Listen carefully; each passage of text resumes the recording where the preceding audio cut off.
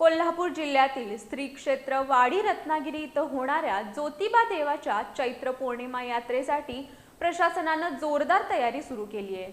लाखो भाविकांच्या उपस्थितीच्या पार्श्वभूमीवर नियोजन अधिक काटेकोर करण्याच्या सूचना जिल्हाधिकारी अमोल येडगे यांनी दिल्या आहेत। यासाठी विशेष आढावा बैठक घेऊन विविध विभागांच्या जबाबदाऱ्या निश्चित करण्यात आल्या।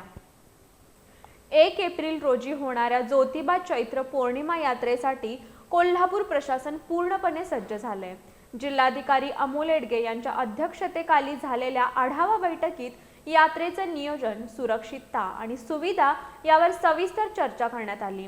महाराष्ट्र आणि कर्नाटकातून येणाऱ्या लाखो भाविकांच्या सोयीसाठी पिण्याचं पाणी, शौचालय तसेच दर्शन रांगांचं योग्य नियोजन करण्याच्या सूचना देण्यात आल्या आहेत।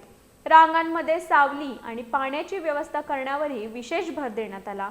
पर्यावरण संवर्धनाच्या दृष्टीने प्लास्टिक वापरावर कडक निर्बंध लावण्याचे निर्देश देण्यात आले असून स्वच्छता राखण्यासाठी अतिरिक्त कर्मचाऱ्यांची नियुक्ती केली जाणार आहे।